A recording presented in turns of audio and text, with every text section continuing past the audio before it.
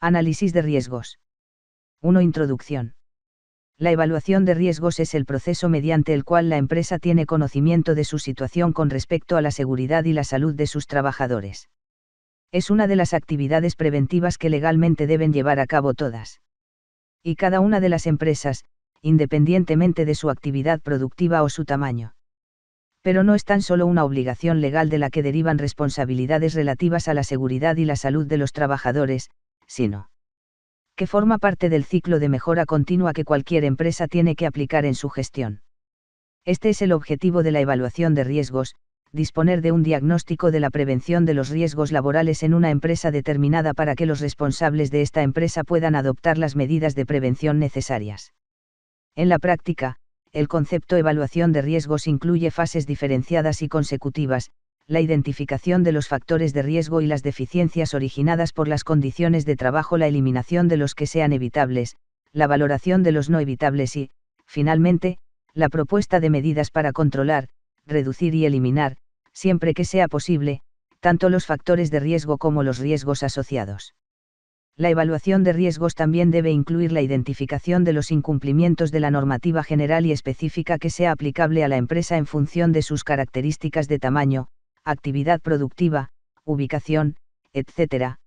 Lo que, a pesar de no generar un riesgo en el sentido estricto del término, sí que es un aspecto que se debe tratar, como mínimo, como deficiencia. Para hacer una identificación correcta, las personas encargadas del proceso de evaluación deben ser competentes, y deben tener los conocimientos necesarios que les permitan reconocer los indicadores y las señales que nos alerten de la existencia de factores de riesgo y de situaciones deficientes e incorrectas.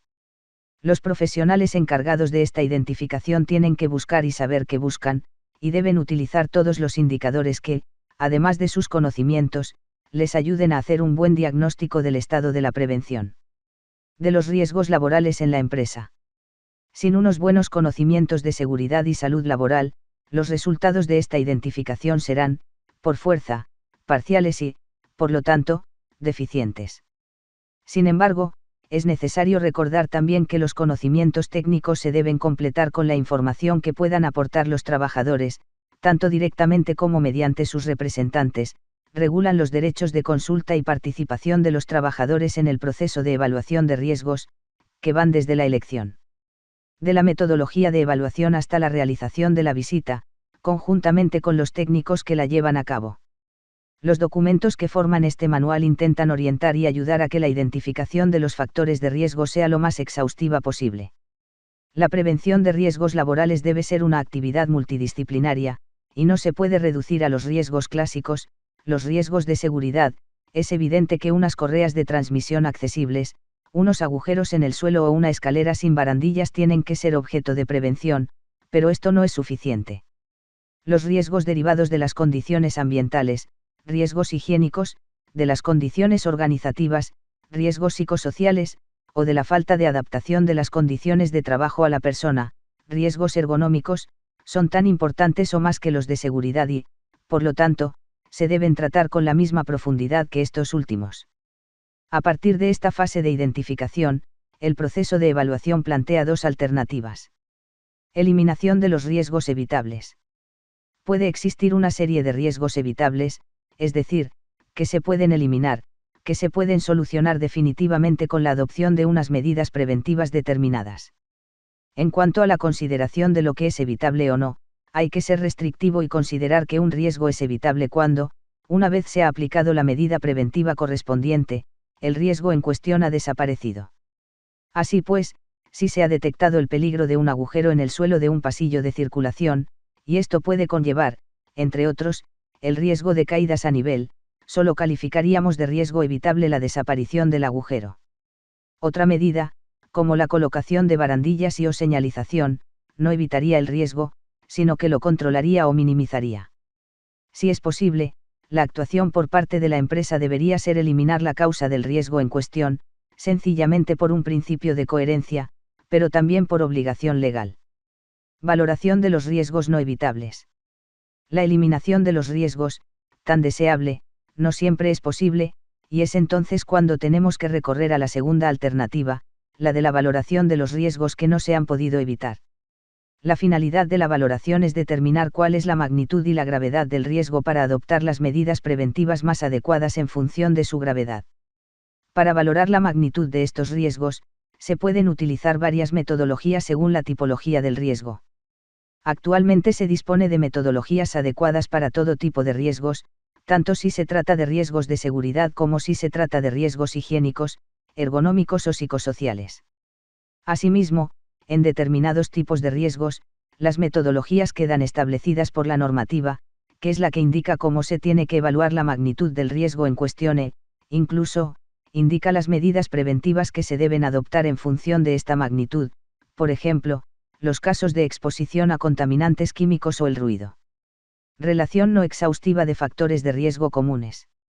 Realización de tareas no habituales o no programadas. Presencia de trabajadores de más de una empresa en el centro de trabajo. Presencia de trabajadores temporales o contratados de ETT. Posibles interferencias entre puestos de trabajo o trabajadores. Presión de tiempo, ritmo de trabajo elevado, trabajo a rendimiento o a destajo, trabajo monótono. Formación y experiencia insuficiente para las exigencias o las responsabilidades de la tarea. Trabajo nocturno o por turnos. Instrucciones, métodos o procedimientos de trabajo inexistentes, insuficientes, inadecuados o verbales. Procedimientos de trabajo en intervenciones peligrosas, espacios confinados, incendios, inexistentes, insuficientes, inadecuados o verbales. Dependencia jerárquica confusa. Mantenimiento preventivo inexistente, insuficiente, inadecuado o no documentado. Revisiones oficiales inexistentes, insuficientes, inadecuadas o no documentadas. Equipos de protección individual, EPI, no proporcionados, inadecuados, estropeados, insuficientes o no renovados. Participación o consulta de los trabajadores o los representantes de los trabajadores inexistente, insuficiente, inadecuada o no documentada. 2. Estructura del manual. El manual tiene la estructura siguiente. 2.1. Introducción, descripción del ámbito de la evaluación de riesgos. Este es el documento en el que se explican los principios y los criterios básicos para la utilización del presente manual. A continuación, se realiza la descripción de la empresa y de los centros de trabajo, así como la identificación de los puestos de trabajo objeto de la evaluación y de las tareas que se desarrollan en los mismos. Consta de 2 tipos de fichas. La ficha 1, para describir la empresa y el centro de trabajo, y la ficha 2, para describir los puestos de trabajo, una para cada puesto de trabajo. 2.2. Identificación de factores de riesgo/deficiencias. Para cada uno de los puestos de trabajo descritos anteriormente, se realiza la identificación de todos y cada uno de los peligros a los que pueden estar expuestos los trabajadores, tanto puntualmente como durante toda la jornada laboral. Consta de una ficha en la que se recogen todos los factores de riesgo y o las deficiencias que se han identificado con la ayuda de las guías específicas de cada disciplina. En el caso de los factores de riesgo, además de la descripción, se realiza el enunciado de los riesgos asociados a estos factores, y los riesgos se clasifican en evitables o no evitables. 2.3. Valoración de los riesgos no evitables. Esta unidad puede llegar a estar compuesta por 4 documentos, uno para cada una de las disciplinas de seguridad, higiene, ergonomía y psicosociología. En estos documentos se realiza la valoración de los riesgos no evitables propios de cada especialidad utilizando las metodologías más adecuadas al riesgo o las establecidas legalmente, en su caso. 2.4. Planificación de las actividades preventivas. En esta última unidad se vuelven a unificar todas y cada una de las actividades o las medidas preventivas que se deben llevar a cabo tanto para eliminar las deficiencias y los riesgos evitables como para controlar los que no se han podido evitar. Una vez identificados todos los riesgos y las deficiencias, evitables o no, sean de seguridad, higiene, ergonomía o psicosociología, y después de valorar la magnitud de la gravedad de los riesgos no evitables, se procede a aportar las medidas preventivas con las que se tiene que eliminar el riesgo o la deficiencia o se tiene que controlar los riesgos que no se han podido evitar. Siempre que hay una propuesta de adopción de medidas, se tiene que especificar el plazo, fechas previstas de inicio y finalización, en el que quedará realizada esta medida, y también quién es la persona y cuál es la unidad a las que se ha asignado esta responsabilidad y que deberán rendir cuentas sobre el estado de realización.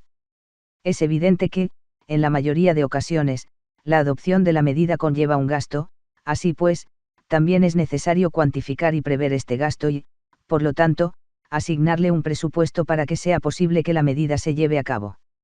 A pesar de que no se incluye expresamente en este manual, se recomienda que, en esta última fase de adopción de medidas preventivas para riesgos no evitables, se haga una nueva valoración de cómo se espera que quede el grado de peligrosidad del riesgo una vez se hayan adoptado las medidas propuestas. Es preciso cumplimentar tantas fichas como puestos de trabajo se hayan identificado en las diversas fichas. 1. Introducción. La identificación de los riesgos existentes que pueden provocar un accidente laboral es el paso previo a su eliminación. Si ello no fuera posible, es preciso evaluarlos para determinar las medidas preventivas que nos permitirán reducir su gravedad y la probabilidad de que se materialicen. 2. Identificación de los factores de riesgo. Tradicionalmente, el primer contacto de las empresas con el mundo de la seguridad y la salud laboral se ha debido a problemas, deficiencias y factores de riesgo, relacionados con la seguridad.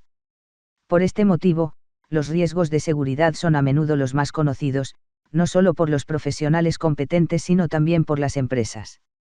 Sin embargo, el cambio continuo que se produce en las condiciones de trabajo a raíz de la utilización de nuevos productos, equipos y tecnologías, junto con la actualización de la normativa vigente, hace que los riesgos clásicos de seguridad también vayan cambiando y se vayan modificando y, por lo tanto, es necesario disponer de elementos de referencia que ayuden en esta tarea de identificación y evaluación como locales de trabajo, paredes, suelo, techos, vías de comunicación, equipos de trabajo, máquinas, herramientas, aparatos, energías e instalaciones, electricidad, gas, aire comprimido, etc.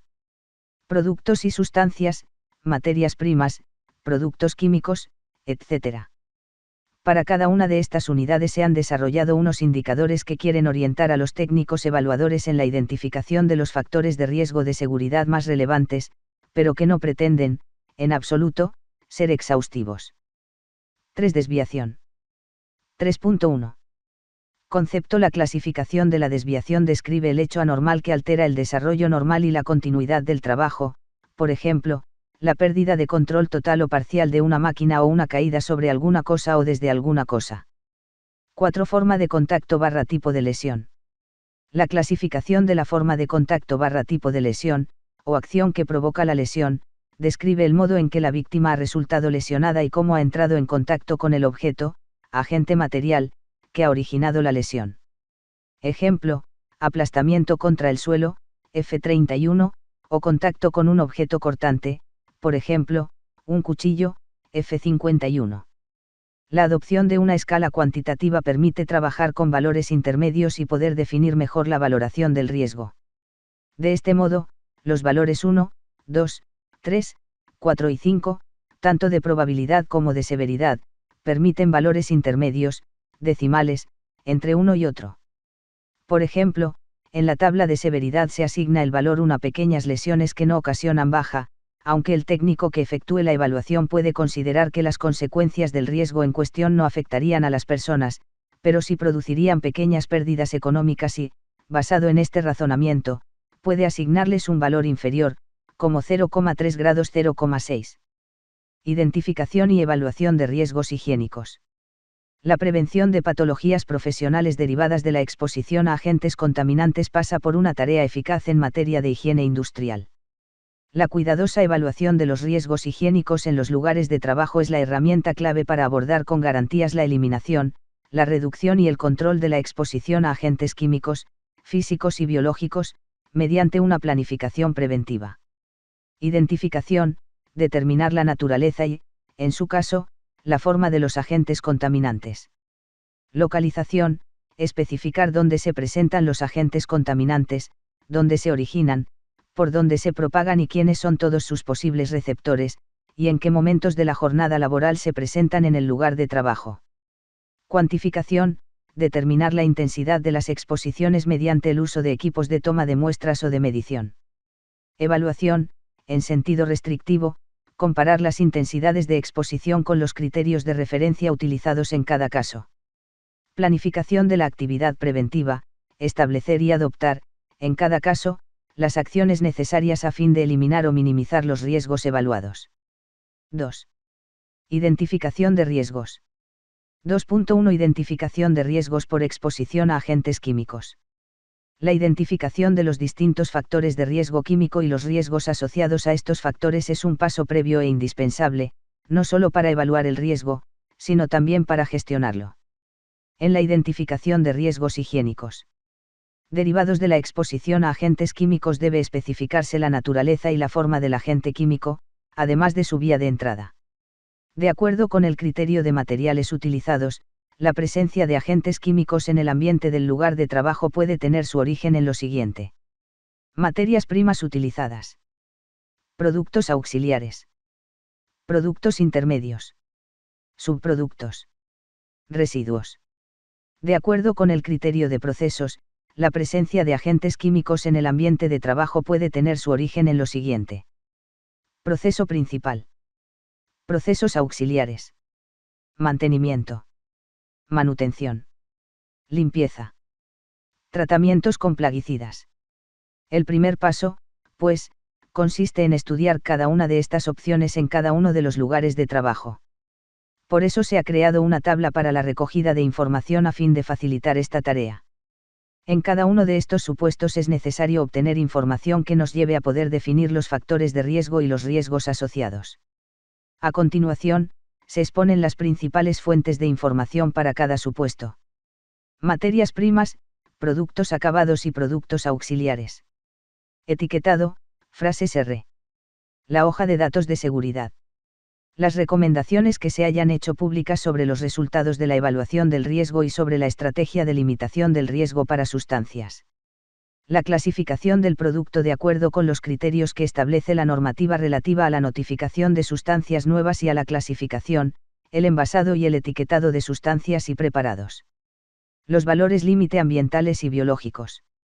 La normativa existente sobre el transporte de mercancías peligrosas por carretera, por ferrocarril, por vía aérea y por vía marítima o fluvial. Las monografías y las hojas de datos para sustancias químicas elaboradas por distintas instituciones a partir de la información científica y técnica existente. Los bancos de datos a los que se puede acceder por CD-ROM o mediante una conexión en línea. Las bases de datos bibliográficos, en las que se recogen resúmenes de trabajos publicados en revistas especializadas. Clasificación y otra información sobre productos cancerígenos. Productos intermedios, subproductos y residuos. Descripción de los procesos productivos de la empresa. Monografías y hojas de datos para sustancias químicas elaboradas por distintas instituciones a partir de la información científica y técnica existente. Bancos de datos a los que se pueda acceder por CD-ROM o mediante una conexión en línea. Las recomendaciones que se hayan hecho públicas sobre los resultados de la evaluación del riesgo y sobre la estrategia de limitación del riesgo para sustancias. La clasificación del producto de acuerdo con los criterios que establece la normativa relativa a la notificación de sustancias nuevas y a la clasificación, el envasado y el etiquetado de sustancias y preparados. Los valores límite ambientales y biológicos, cuestiono sus componentes. Las bases de datos bibliográficas, en las que se recogen resúmenes de trabajos publicados en revistas especializadas. Clasificación y otra información sobre productos cancerígenos. Por lo que respecta a los distintos procesos en los que se pueden encuadrar los puestos de trabajo, también es necesario obtener información que nos conduzca a poder definir los factores de riesgo y los riesgos asociados. 2.2 Identificación de riesgos por exposición a agentes biológicos. La identificación de los riesgos derivados de la exposición de los trabajadores a agentes biológicos no es solo el paso previo para evaluar y gestionar el riesgo, sino que, debido a las características de muchas exposiciones a estos agentes, en particular, la incertidumbre acerca de la presencia de los agentes en cuestión en determinadas actividades, también es la actuación más importante para prevenirlos correctamente. Dado que las actividades en las que puede darse exposición accidental suelen tener el problema de la incertidumbre en lo concerniente a la presencia de estos agentes en el centro de trabajo, resulta particularmente importante hacer una identificación teórica correcta de los agentes biológicos más probables, considerando sus focos de exposición, los reservorios, la información científica y los posibles estudios epidemiológicos de los que se pueda disponer. 2.3 Identificación de riesgos por exposición a agentes físicos. A la hora de trabajar con agentes físicos, es preciso tener en cuenta algunos aspectos que los diferencian de los agentes químicos y de los biológicos, y que condicionan su tratamiento. La naturaleza de los distintos agentes físicos no es la misma. Es posible que la percepción de la presencia de estos agentes en el lugar de trabajo no sea tan evidente como la de los agentes químicos, por lo que es primordial identificar las actividades o sus fuentes generadoras. Las vías de entrada del agente pueden ser varias o, incluso, indeterminadas. La valoración de la exposición para cada tipo de agente físico ha de ser particular. Por lo tanto, a la hora de identificar, evaluar y proponer medidas preventivas relativas a los agentes físicos, es necesario prestar atención a estos aspectos a fin de no caer en dinámicas de trabajo de otros agentes, como los químicos o los biológicos. 2.3.1. Ruido. El ruido puede causar daños a la salud, principalmente a la audición. El sonido se define como una variación de la presión atmosférica originada por una vibración mecánica, que se caracteriza por su presión acústica y frecuencia. A fin de hacer una primera aproximación del nivel sonoro esperado en los lugares de trabajo, se recomienda lo siguiente. Consultar el nivel de ruido que producen los equipos y las máquinas. Especificado en la información técnica del fabricante. Consultar bibliografía sobre el nivel sonoro producido por equipos, máquinas o actividades similares a los existentes. Identificar la existencia de daños en la capacidad auditiva de los trabajadores que tengan relación con una posible exposición al ruido en los lugares de trabajo. La presencia de ruido en el ambiente de trabajo puede tener su origen en los siguientes procesos o situaciones. Proceso principal.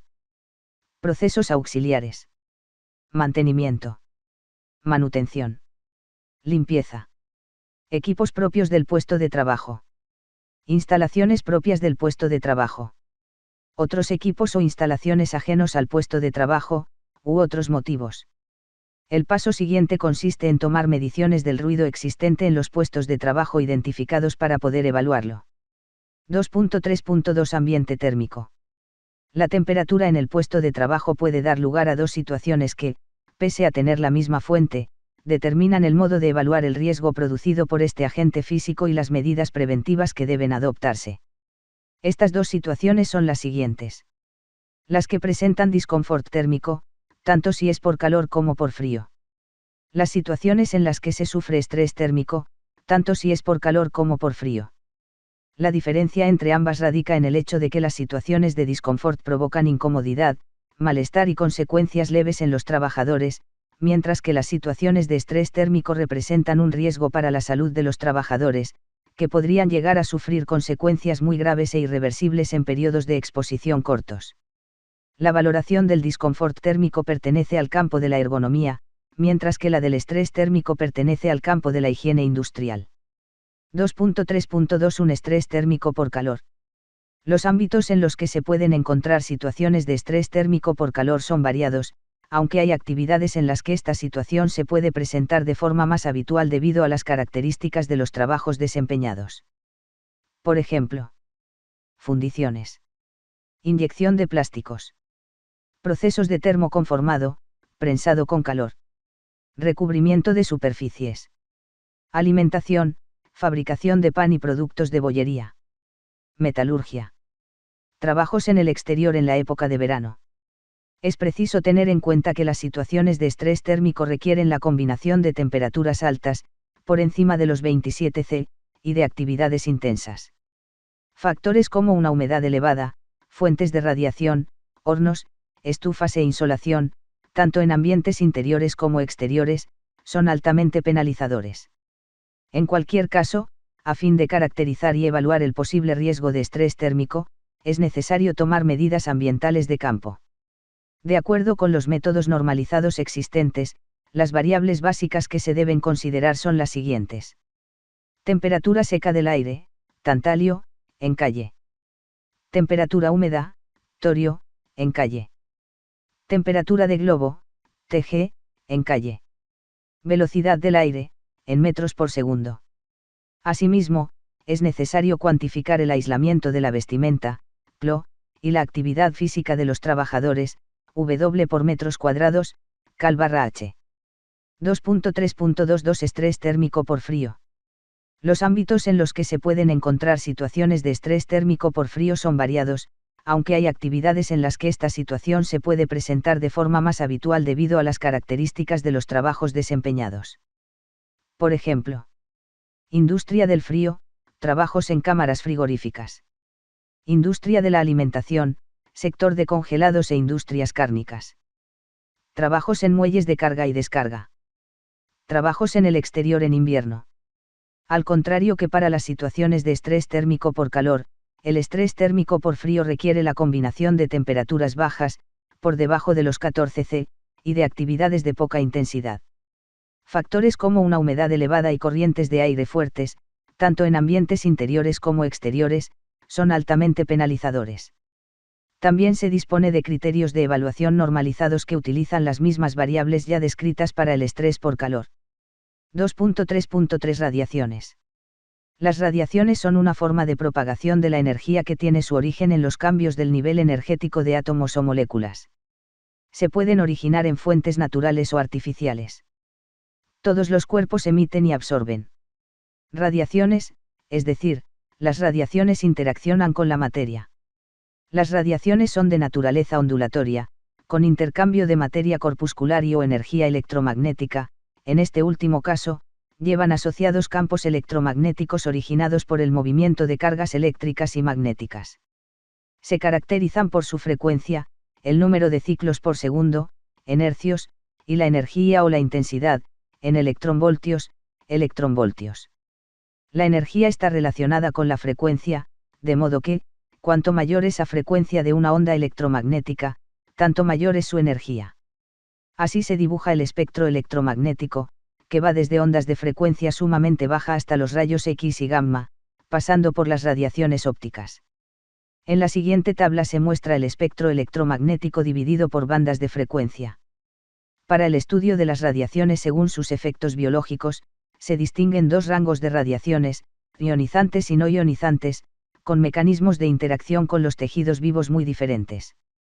Las primeras, las ionizantes, por encima de 1660 THz, son muy energéticas y provocan la ionización, la fragmentación de los átomos. En este proceso se pueden generar alteraciones en el material genético, ADN, que pueden originar alteraciones cromosómicas, es decir, mutaciones incluso, la muerte celular, o bien se pueden ocasionar transformaciones en la estructura química de las moléculas. Así pues, los daños se pueden manifestar en el propio individuo, de forma inmediata o tras un periodo de latencia, o en posteriores generaciones. Las segundas, las no ionizantes, no tienen bastante energía para ionizar la materia, y están comprendidas en la parte del espectro electromagnético que va desde 0 Hz hasta 300 GHz. La interacción de estos tipos de radiaciones con el organismo ocasiona efectos distintos en función de la frecuencia.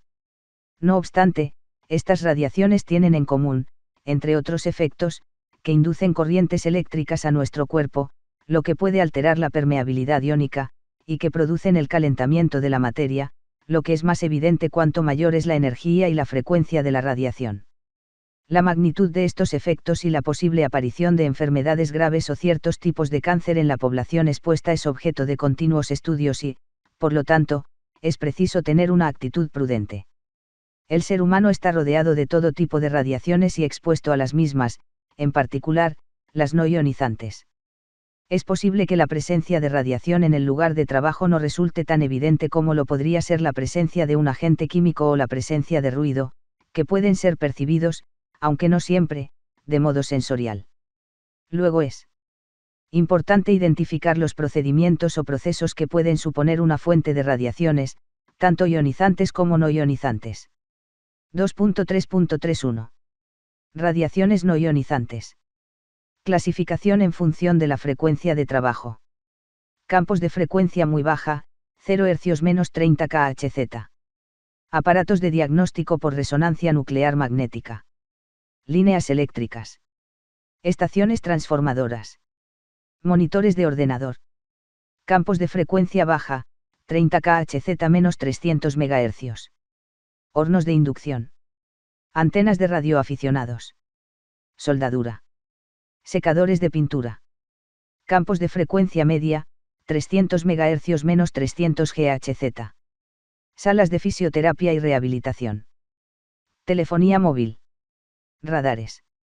Campos de alta frecuencia, infrarrojo, visible, ultravioleta, 300 GHz menos 1660 THz. Aparatos de infrarrojos. Vidrierías. Acererías. Soldadura autógena. Lámparas germicidas. Cabinas de simulación solar. Soldadura por arco. Hornos por arco. 2.3.32. Radiaciones ionizantes. Ámbito industrial. Producción de energía eléctrica en centrales nucleares. Detección de defectos en soldaduras o grietas en estructuras o edificios. Detectores de metales, aeropuertos, centros penitenciarios, correos. Control de irregularidades en la espesura de materiales como papel, plástico o láminas metálicas. Detección del nivel de llenado de depósitos. Identificación de trayectorias por medio de trazadores en corrientes hidráulicas, sedimentos, etc. Estimación de la antigüedad de sustancias y materiales por medio de isótopos radiactivos. Control de insectos nocivos. Esterilización de material quirúrgico, sobre todo el desechable, y también de semillas o productos alimenticios para prolongar su durabilidad. Transporte y almacenamiento de materiales radiactivos. Actividades que impliquen exposición a radiación cósmica durante la operación de aeronaves. Ámbito sanitario. Radiodiagnóstico. Obtención de imágenes del organismo, rayos X. Análisis clínicos, investigación farmacéutica y científica. Medicina nuclear para estudios de órganos y sustancias del organismo, radiofármacos. Radioterapia. Radiaciones ionizantes con finalidades curativas para la destrucción de tejidos malignos, rayos X, bombas de cobalto. 3. Evaluación del riesgo higiénico. A la información obtenida, según los procedimientos y las fuentes de información previstos en el apartado anterior, debe añadirse la identificación de los trabajadores expuestos a los riesgos derivados de la exposición a agentes químicos, físicos y biológicos. Deben considerarse las exposiciones actuales y también las exposiciones que, previsiblemente, puedan producirse en un futuro. El paso siguiente consiste en evaluar los riesgos existentes por medio de la aplicación de criterios objetivos de valoración a fin de llegar a una conclusión acerca de la necesidad de evitar o controlar el riesgo y reducirlo. La metodología que se debe utilizar varía en función de la naturaleza de los riesgos, así pues, se proponen metodologías para agentes químicos, físicos y biológicos, cada una en función de sus características. 3.1 Evaluación de los riesgos higiénicos por exposición a agentes químicos. Una vez identificados los factores de riesgo, y antes de empezar la evaluación del riesgo, debemos plantearnos la eliminación de los riesgos evitables. Una vez finalizada esta etapa, procederemos a la evaluación de los riesgos no evitables. El objetivo de esta evaluación es valorar la importancia de los factores de riesgo y la eficacia de las medidas preventivas existentes, establecer la necesidad de medidas preventivas adicionales, escoger los medios de control, y documentar toda esta información. Se pueden determinar los riesgos derivados de la presencia de agentes químicos peligrosos en el lugar de trabajo teniendo en consideración los efectos que estos tienen sobre la salud, la seguridad y el medio ambiente. En este apartado valoraremos los riesgos considerando solo los efectos que tienen sobre la salud. Según la vía de entrada en el cuerpo de los agentes contaminantes, los riesgos pueden ser los siguientes. Riesgos por inhalación. Riesgos por absorción cutánea. Riesgos por contacto. Riesgos por ingestión. Riesgos por penetración por vía parenteral. Para cada uno de estos riesgos debe aplicarse un procedimiento de evaluación. 3.1.1 Riesgos por inhalación. La inhalación supone la entrada de los agentes químicos por vía respiratoria. 3.1.1 Factores de riesgo. Concentración ambiental. Tipo de exposición, aguda, crónica. Tiempo diario de exposición. Cantidad y situación de los focos de emisión. Separación del trabajador de los focos de emisión. Tasa de generación de gases, vapores o aerosoles. Aislamiento del agente. Sistemas de ventilación general y local insuficientes. Procedimiento de trabajo inadecuado. Trabajadores especialmente sensibles. Exposición simultánea a varios agentes. 3.1.12. Evaluación de los riesgos por inhalación.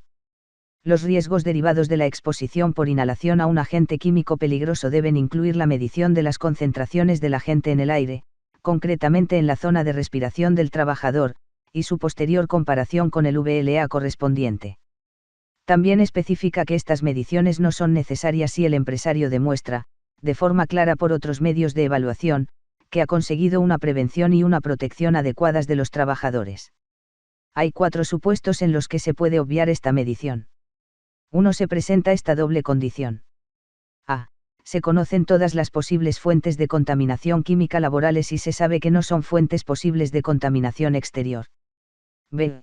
Los productos volátiles se procesan y se mantienen siempre cerrados o de modo que no se puedan vaporizar, y los productos no volátiles se tratan de modo que no se puedan dispersar en el aire en forma de aerosol.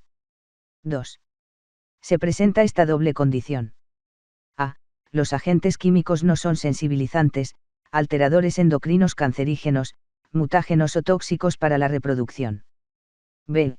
Las cantidades y las condiciones denotan un riesgo aceptable. 3. Las deficiencias son evidentes y se corrigen antes de realizar la medición. En principio, este supuesto ya se tiene que haber detectado antes de la valoración, en la etapa en la que se eliminan los riesgos evitables. 4. No se dispone de un valor límite de referencia o bien no se dispone de un método de toma de muestras y análisis del agente químico.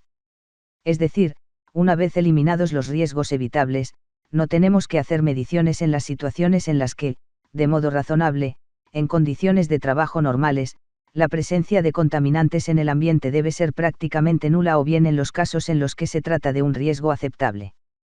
Tampoco no tenemos que hacer mediciones en las situaciones en las que no se dispone de un valor límite de referencia o bien no se dispone de un método de toma de muestras y análisis del agente químico. 3.1.2. Riesgos por absorción cutánea.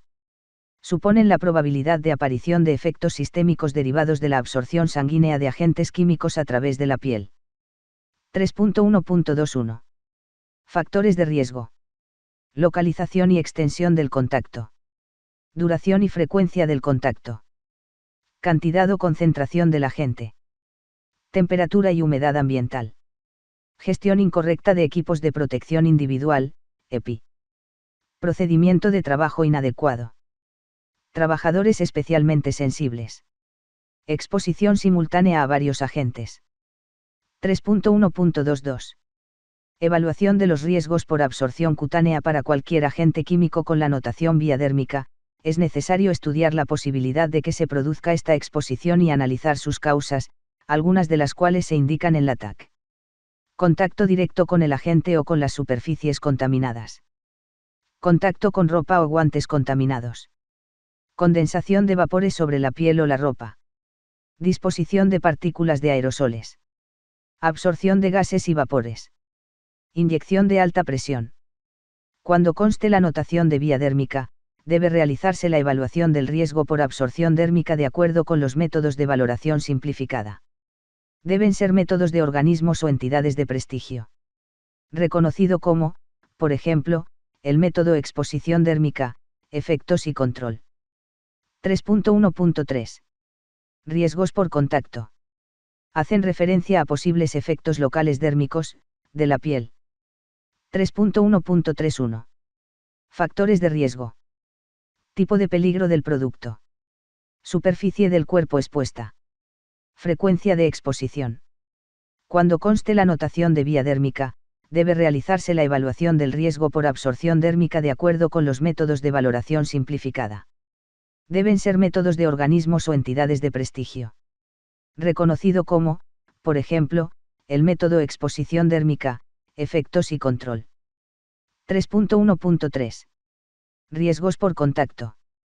Hacen referencia a posibles efectos locales dérmicos, de la piel. 3.1.31. Factores de riesgo. Tipo de peligro del producto. Superficie del cuerpo expuesta. Frecuencia de exposición. Asimismo, en la evaluación del riesgo higiénico por contacto dérmico también se deben considerar los siguientes aspectos. Gestión incorrecta de los EPI. Procedimiento de trabajo inadecuado. Inexistencia de métodos de control de fugas y derramamientos. Envases inadecuados. Sistema de trasvase incorrecto.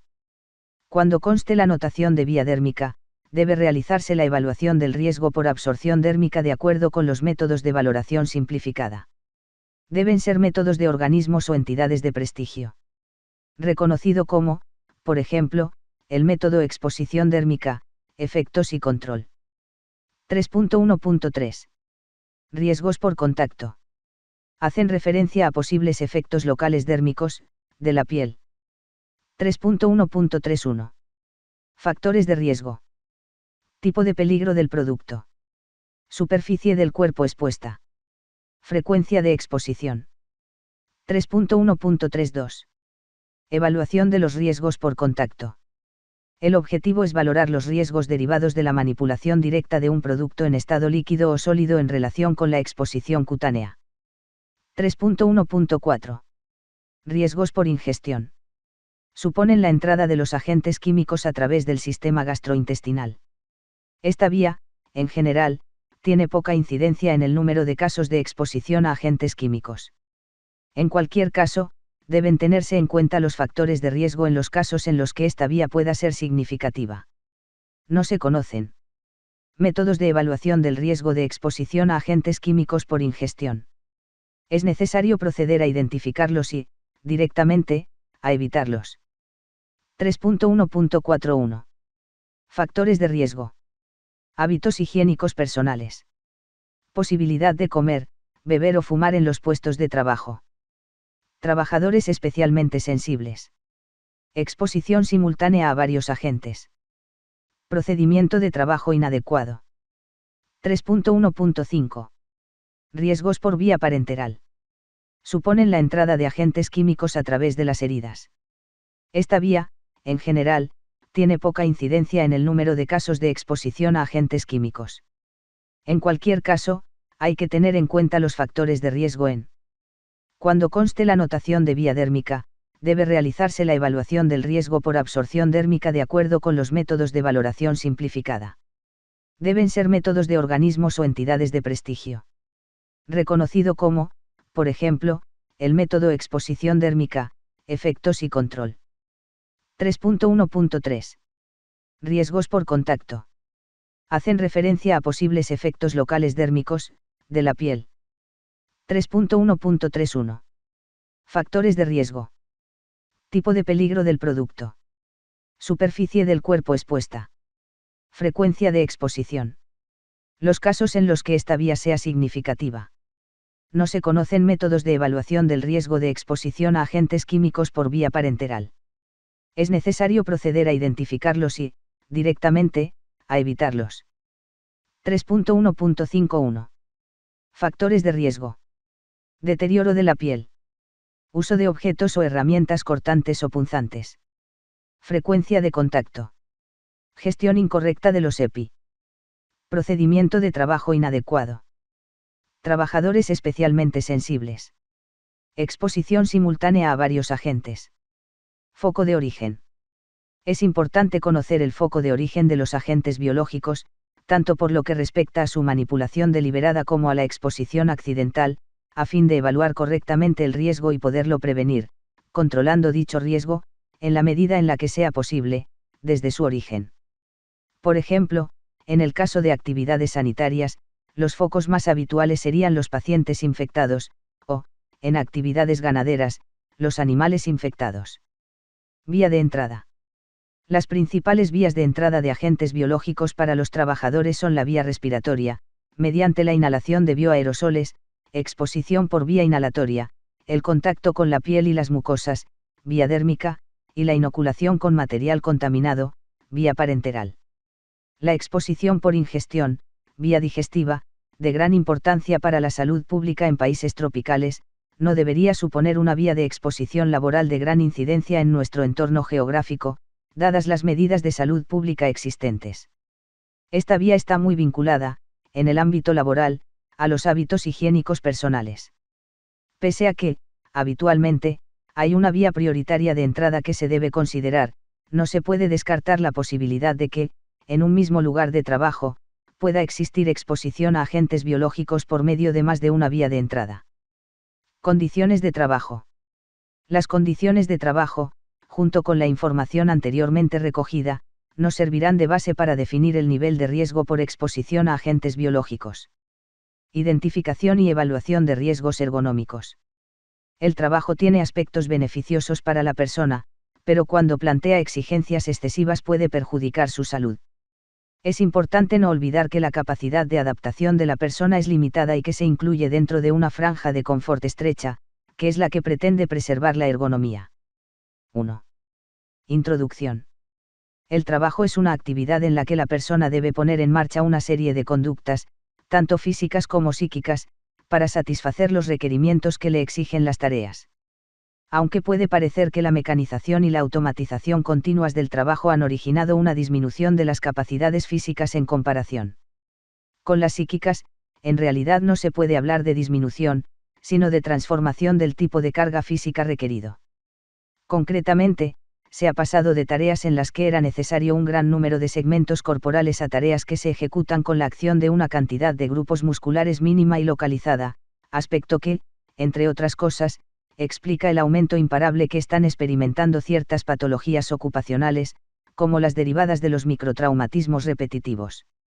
Con el objetivo de poder estudiar y prevenir la relación causa, carga física de trabajo, efecto, daños en la salud, es preciso aplicar la ergonomía como técnica multidisciplinar destinada a adaptar el trabajo a la persona. 1.1. Evolución del concepto ergonomía. El término ergonomía deriva de las palabras griegas ergos, trabajo, y nomos, leyes naturales, conocimiento o estudio. Por tanto, ergonomía se podría traducir literalmente como el estudio del trabajo. La ergonomía industrial como campo de conocimiento que interviene en la producción es un concepto relativamente nuevo por lo que respecta al nivel de estudio y, sobre todo, de aplicación. A pesar de ello, cada día tiene más difusión y necesidad de aplicación y, en consecuencia, también más demanda. Es preciso entender la ergonomía como un conjunto de métodos y técnicas cuya aplicación consigue mejoras en dos ámbitos. En el ámbito individual, beneficios para la salud y el confort en el puesto de trabajo de las personas expuestas, es decir, una mejor calidad de vida laboral y, en consecuencia, un mejor rendimiento personal. En el ámbito colectivo de la empresa, una productividad más alta, un ahorro en los costes por bajas o absentismo y una mejor imagen para el bienestar global de los trabajadores.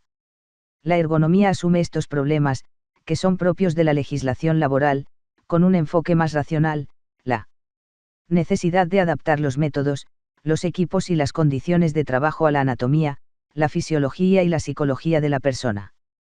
A pesar de que, actualmente, no existe una definición teórica oficial de ergonomía, sí que existe una cierta tendencia a recopilar unos cuantos aspectos comunes, que permiten definirla de esta forma. Una actividad o un campo de carácter multidisciplinar que se encarga de adecuar los sistemas de trabajo 1. A las características, las limitaciones y las necesidades de sus usuarios con el objetivo de optimizar su eficacia reduciendo el esfuerzo destinado a conseguirlo, y también con el objetivo de mejorar su seguridad, salud y calidad de vida laboral. En la práctica, la ergonomía es una disciplina o un campo destinado a 2 puntos.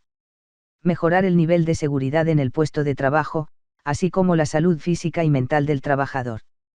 Promocionar e incrementar la eficiencia y el bienestar o el confort de los trabajadores y, a la vez, minimizar los riesgos para su seguridad y salud. En relación con el adjetivo multidisciplinar, podemos decir que incluye una serie de áreas de actuación que deben intervenir en cualquier estudio ergonómico de un sistema de trabajo. A pesar de que en esta clasificación también hay divergencias, es necesario tener en cuenta las áreas de actuación que intervienen en la misma. 1.2. Áreas de actuación que intervienen en un estudio ergonómico. Véase la tabla E1 en la página siguiente. 1.3. Metodología para evaluar los riesgos ergonómicos. La metodología de aplicación adjunta a este documento responde a la necesidad de disponer de herramientas para evaluar los riesgos ergonómicos físicos y los disconforts ambientales presentes en cualquier puesto de trabajo. En base a esta premisa, es preciso tener en cuenta 3 aspectos. A. En primer lugar, esta metodología no está destinada solo a evaluar actividades o tipos de trabajo concretos como pueden ser determinados trabajos en el ámbito hospitalario, la interacción con pantallas de visualización de datos, PVD, o los trabajos con maquinaria específica, sino que es de aplicación a cualquier tipo de actividad, trabajo o tarea. Si bien actualmente hay guías y cuestionarios específicos destinados a valorar trabajos o tareas concretas, el vacío se encuentra en que no hay una herramienta que aborde exclusivamente riesgos ergonómicos físicos y disconforts ambientales comunes a todas las actividades, y este es el objetivo de la metodología que se presenta en este documento.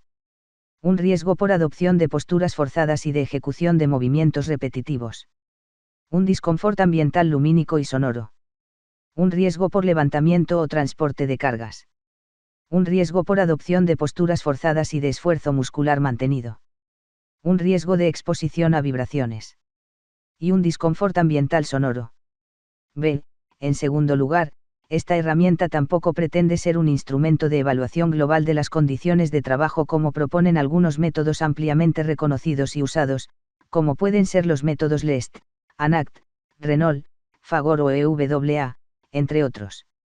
A pesar de que son métodos destinados a evaluar las condiciones de trabajo en general y, por lo tanto, resultan muy útiles a la hora de proporcionar una valoración global del lugar, no inciden solo en los riesgos y las consecuencias que estos pueden tener sobre la seguridad y la salud de las personas.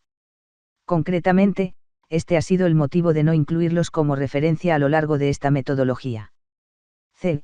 En tercer lugar, en relación a la validación de esta herramienta ergonómica propuesta, se considera necesario aclarar 3 puntos. 1. Tanto su estructura conceptual como la definición de riesgos y de disconforts han sido extraídos a partir de la experiencia de los 10 años que los órganos técnicos en prevención de riesgos laborales del Departamento de Trabajo e Industria llevan trabajando en el campo de la ergonomía. 2. Tanto las puntuaciones de los factores de riesgo y de disconfort como las estimaciones del valor de los riesgos y de los disconforts correspondientes se están validando a partir de los informes efectuados por los técnicos del CSCSTB desde el inicio del diseño de esta herramienta. Este proceso de validación ha dado pie a que, de momento, el objetivo de esta metodología no esté enfocado a valorar sino a identificar y estimar riesgos y disconforts de forma que, con la metodología de puntuación propuesta, cuando se obtiene un nivel de riesgo o disconfort moderado, se proporcionan métodos validados y usados a nivel internacional para garantizar una valoración final más fiable, si es realmente necesario. Sin embargo, es preciso añadir que, en el momento de la publicación de esta herramienta, la experiencia ha demostrado que los resultados no divergen significativamente. 3. En cuanto al criterio utilizado al referenciar la lista de métodos propuestos para cada tipo de riesgo, según el cual cuando la evaluación de riesgos exija la realización de medidas y la normativa no indique los métodos que se deben usar, se podrán utilizar, normas UNE, guías del Instituto Nacional de Seguridad e Higiene en el Trabajo, INST, normas internacionales y, en ausencia de las anteriores, guías de otras entidades de reconocido prestigio en la materia u otros métodos y criterios profesionales descritos documentalmente siempre y cuando proporcionen un nivel de confianza equivalente. En relación a la última opción, guías de otras entidades de reconocido prestigio en la materia u otros métodos y criterios profesionales descritos documentalmente siempre y cuando proporcionen un nivel de confianza equivalente, el amplio abanico de métodos existente en la bibliografía actual ha llevado a los técnicos del CSCSTB a establecer el siguiente criterio de decisión. Que el método esté destinado a valorar, de forma específica, el tipo de riesgo que se pretende estimar. Que el método sea fácil de aplicar y que no altere el comportamiento laboral normal del trabajador. Que el método sea asequible para los profesionales de la prevención, tanto a nivel económico como de aplicación, sin tener que depender de interpretaciones de terceros. Que el método proporcione valores de referencia de confianza para poder comparar e interpretar los resultados obtenidos. 2. Metodología para evaluar la carga física de trabajo. La herramienta de evaluación que se propone tiene por objetivo evaluar los riesgos ergonómicos derivados de la exposición a la carga física de trabajo, entendida como el conjunto de requerimientos físicos a los que la persona está expuesta a lo largo de su jornada laboral, y que, de forma independiente o combinada, pueden alcanzar un nivel de intensidad, duración o frecuencia suficientes para causar un daño a la salud a las personas expuestas. En el ámbito ergonómico físico, entendemos por daños los síntomas, las patologías o las enfermedades derivadas de la exposición a factores de riesgo de sobrecarga física en el trabajo, independientemente del tiempo de exposición. Así pues, dentro de este concepto también quedan incluidas las lesiones que, a pesar de que clásicamente se han considerado accidente de trabajo por sobreesfuerzo porque, aparentemente, se han presentado en un momento determinado, no dejan de ser una consecuencia de la acumulación de fatiga a lo largo del tiempo. Así pues, para mantener esta coherencia conceptual, si en la parte del manual de seguridad se identifica la existencia de un posible riesgo por sobreesfuerzo físico, sea de la naturaleza que sea, dicho riesgo se debe evaluar en el ámbito ergonómico. Sin embargo, es preciso añadir que, aparte de los 8 riesgos puramente osteomusculares, también se ha añadido uno de esfuerzo físico general, ya que también tiene el origen en la carga de trabajo y puede originar lesiones irreversibles en el sistema cardiovascular de la persona expuesta. 2.1. Sistemática de actuación. Dada la particularidad y la novedad de las metodologías propuestas en este manual destinadas a valorar los riesgos ergonómicos físicos, se recomienda que esta evaluación sea llevada a cabo por técnicos de prevención de riesgos laborales con un nivel superior en la disciplina de ergonomía y psicosociología aplicada como formación básica teórica y que tengan experiencia probada en aspectos ergonómicos, tanto en el ámbito de aplicación de métodos de valoración concretos como en el de diseño de sistemas de trabajo. Básicamente, este segundo requisito de experiencia está dirigido a facilitar la tarea del técnico, tanto al identificar los riesgos y los factores de riesgo como al valorar los parámetros correspondientes y, por tanto, obtener una valoración más fiable. En relación a la estructura, esta herramienta de evaluación propuesta consta de 3 fases. Identificación y evaluación de riesgos ergonómicos. Una primera fase de identificación de los factores de riesgo que pueden incidir en la aparición de algún tipo de riesgo por sobrecarga física de trabajo. Una segunda fase de valoración e interpretación de cada riesgo identificado en la primera fase. Una tercera fase de propuesta de medidas preventivas. Con el objetivo de facilitar la ejecución de las 2 primeras fases citadas, para cada riesgo se ha diseñado una metodología específica para identificar los factores de riesgo, y también la valoración aproximada de estos factores por medio de la cuantificación de la magnitud del riesgo. 2.1.1. Fase 1. Identificación de los factores de riesgo y de los riesgos ergonómicos físicos. E1. Desplazamiento vertical manual de materiales. E2. Transporte manual de cargas. E3.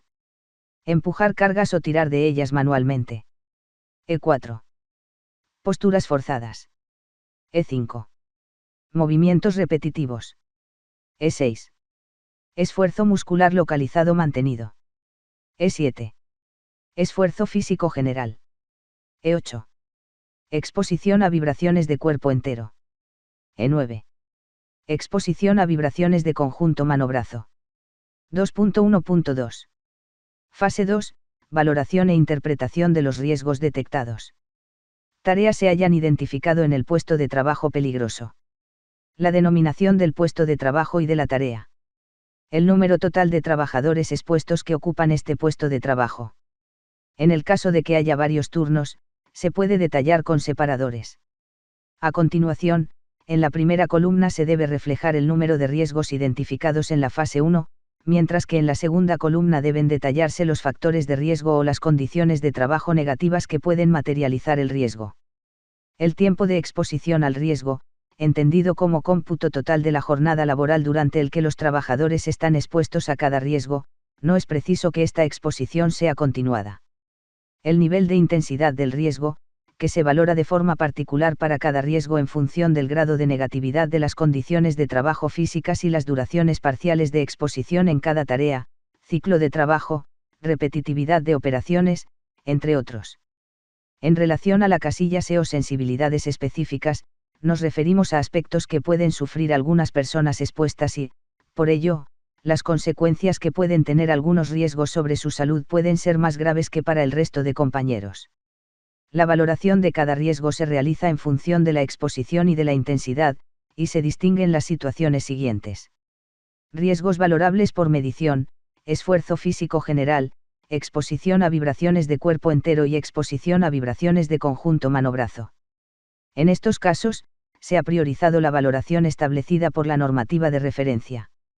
Riesgos valorables por estimación, bloque al que pertenecen el resto de riesgos. Tabla E2 lista de trabajadores con protección especial. Trabajador con discapacidades o minusvalías temporales o permanentes que le puedan dificultar el desempeño del trabajo que debe hacer o que dicho trabajo las agrave.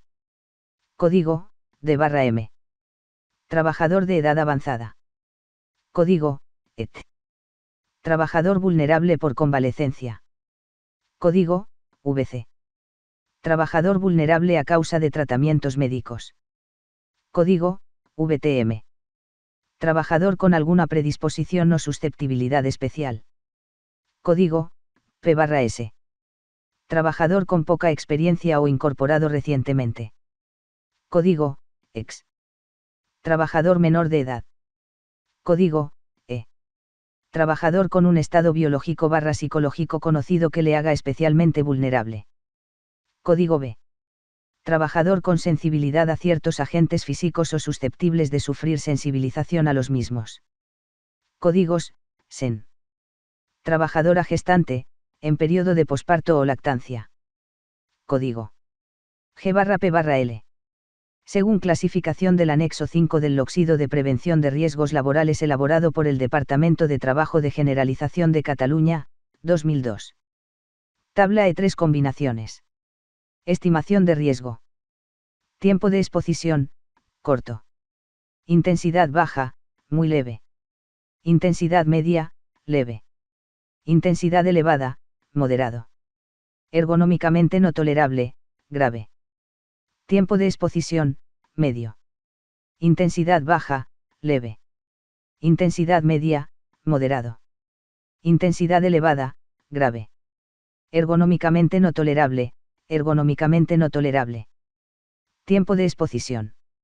Intensidad baja, moderado. Intensidad media, grave. Intensidad elevada, ergonómicamente no tolerable. Ergonómicamente no tolerable, ergonómicamente no tolerable. Concretamente, para interpretar estos conceptos es preciso considerar las descripciones siguientes. Riesgo muy leve y leve, a pesar de que, en principio, no es necesario aplicar acciones correctoras, sí que es necesario llevar a cabo un seguimiento periódico de las condiciones de trabajo con el objetivo de controlar el riesgo. Riesgo moderado, se considera necesario realizar un análisis más exhaustivo siguiendo algún método específico. De todas formas, es preciso establecer medidas preventivas, especialmente en formación y vigilancia de la salud de los trabajadores expuestos. Se recomienda disminuir el tiempo de exposición para que la situación pase a riesgo leve.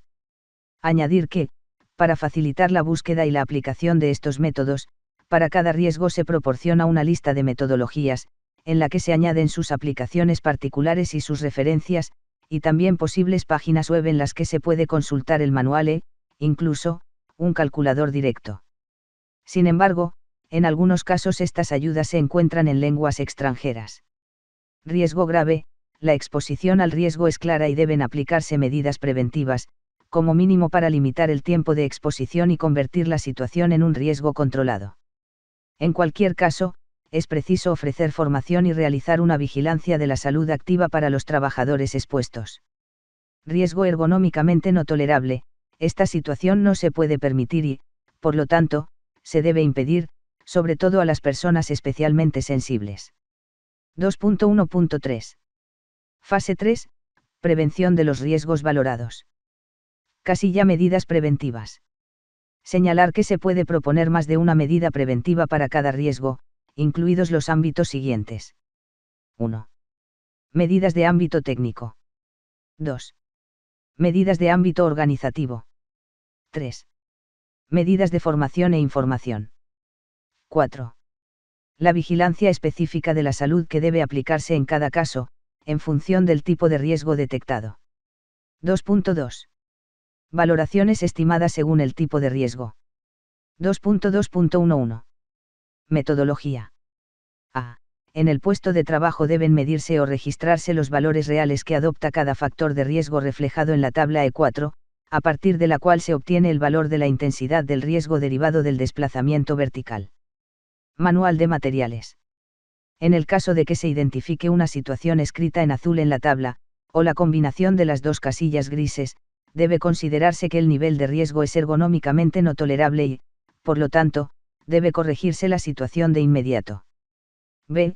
Una vez marcados estos valores en las casillas correspondientes, debe sumarse la puntuación total de cada factor según la columna en la que se encuentre, y también sumar un punto al valor final de la intensidad del riesgo en el caso de que se haya marcado alguno de los factores que se enumeran en la columna de correcciones de sobrecarga.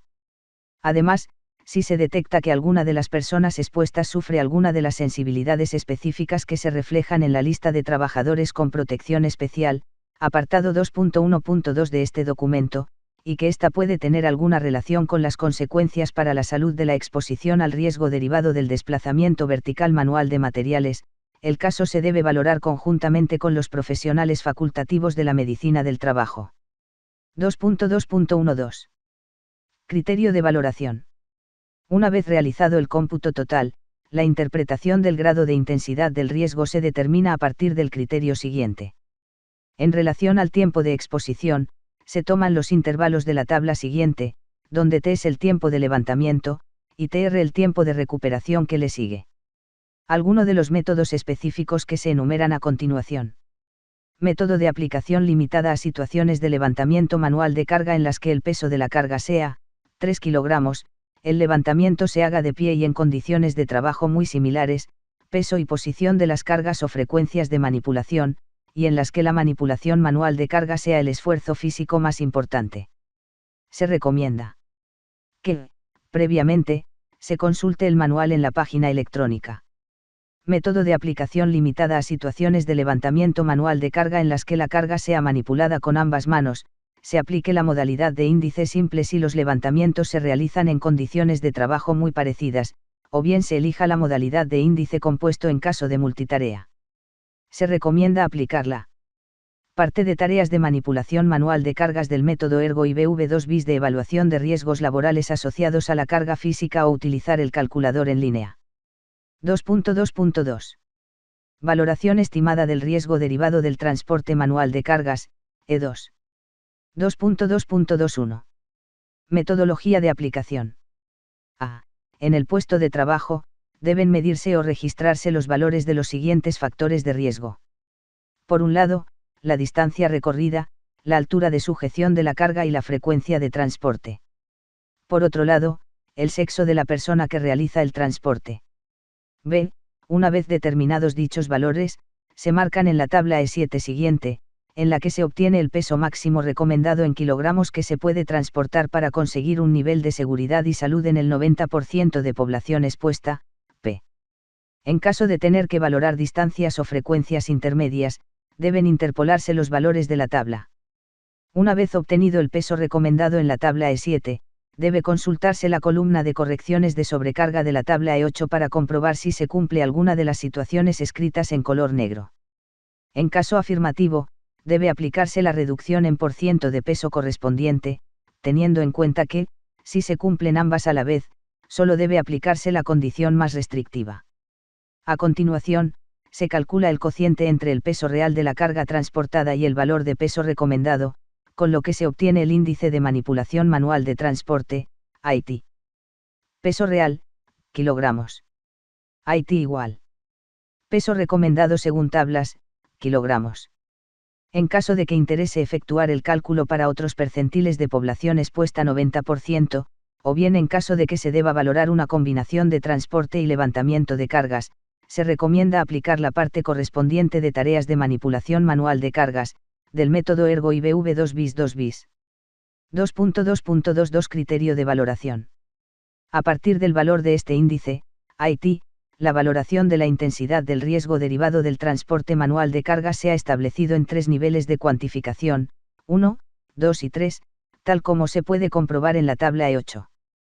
Sin embargo, para obtener la cuantificación final debe comprobarse si se presenta alguna de las 3 situaciones escritas en azul en la columna de sobrecarga.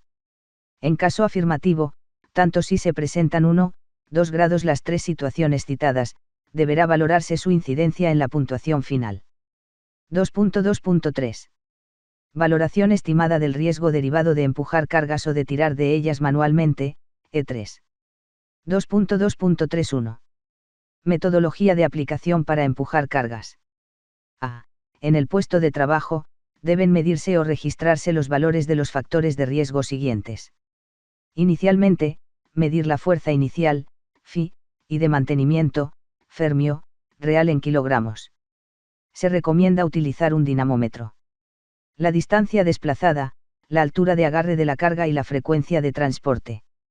Por otro lado, determinar el sexo de la persona que realiza el transporte. B.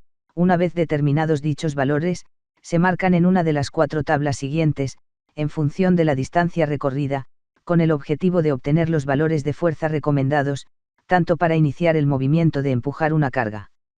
En el caso de que los valores recomendables obtenidos no se encuentren en ninguna de las situaciones citadas en el párrafo anterior, se calcula el cociente entre la fuerza real inicial o de mantenimiento ejercida y el valor recomendado según las tablas, con lo que se obtienen 2 índices de empuje, IP, el inicial y el de mantenimiento. Fuerza inicial o de mantenimiento real, kilogramos. IP igual. Fuerza inicial o de mantenimiento recomendada según tablas, kilogramos. 3. Metodología para evaluar el disconfort ambiental en el trabajo. Esta parte de la herramienta de evaluación ergonómica tiene por objetivo estimar el posible disconfort ambiental que pueden percibir los trabajadores a raíz de la exposición a los parámetros ambientales presentes en sus puestos de trabajo y que, de una forma individual o combinada, incluso pueden repercutir en su seguridad y salud. Sin embargo, hay que tener presente que la evaluación del disconfort se debe efectuar una vez se haya descartado que la exposición de los trabajadores a los parámetros ambientales suponga un riesgo o un incumplimiento de la normativa vigente. A pesar de que para cada parámetro ambiental se define específicamente un tipo de evaluación de los factores de disconfort implicados, las actuaciones cronológicas que debe seguir el evaluador son comunes para todos los parámetros. Alteza. En primer lugar, deben localizarse los puestos o las áreas de trabajo conflictivos y el origen de los factores de disconfort implicados, así como los periodos temporales más problemáticos. Estas ubicaciones y franjas horarias se pueden detectar por medio de la aparición conjunta o independiente de indicadores como los siguientes. Disminución de la capacidad de decisión, disminución de la habilidad o de la coordinación sensomotora de las personas expuestas. Disminución del rendimiento de trabajo en un 20-28% de la plantilla expuesta o, lo que es lo mismo, el hecho de cometer un rango de errores de 1 a 4 grados, incluso, en el ámbito más colectivo, disminuir la producción un 50%. Proporción de insatisfechos 21%. Fatiga, pérdida de rendimiento, pérdida de atención, fatiga visual o auditiva, disconfort psicofisiológico con sintomatología reversible, irritación, picor en los ojos, dolor de cabeza, náuseas, malestar, pérdida de atención, incidentes incluso, accidentes y daños irreversibles para la salud de las personas expuestas, pérdida de capacidad de visión, de agudeza visual, dificultad para focalizar, afonía, alergias, congestión nasal, bronquitis, insuficiencia respiratoria, cefaleas, estrés, dermatitis, atopia, rinitis, gripe, asma o fiebre a causa de humidificadores, entre otros. B.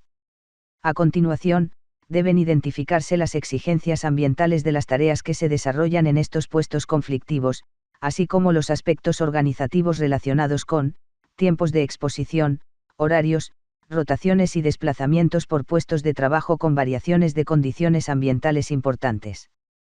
Calle. En tercer lugar, el evaluador también necesita conocer los datos técnicos relativos a los sistemas o las instalaciones que controlan los parámetros ambientales implicados, su adecuación al tipo de exigencias de la tarea, su periodicidad de limpieza y de revisiones de mantenimiento, y de averías o de anomalías detectadas. Don. Por último, pero no por ello menos importante, igual que en el caso de los daños derivados de la exposición a factores de riesgo por sobrecarga física en el trabajo, en las consecuencias para la salud derivadas del disconfort ambiental también se deben incluir las patologías o los trastornos que, a pesar de que aparezcan en un momento determinado, no dejan de ser una consecuencia de la acumulación de una exposición a parámetros ambientales negativos a lo largo del tiempo y, por tanto, deben tener la misma consideración que un accidente laboral o una enfermedad relacionada con el trabajo. En cualquier caso, se debe evitar considerar las enfermedades comunes o, incluso, calificarlas de absentismo. 3.1. Sistemática de actuación. La aplicación de esta parte de la guía es muy similar a lo que ya se ha tratado para los riesgos ergonómicos físicos. Sin embargo, hay algunos conceptos que, a pesar de mantener cierto paralelismo, también presentan diferencias. En primer lugar, no se hace referencia a riesgos sino a discomforts, así pues, se evalúan. D1. Disconfort lumínico. D2. Disconfort termohigrométrico. D3. Disconfort derivado de la calidad del aire interior. D4. Disconfort acústico.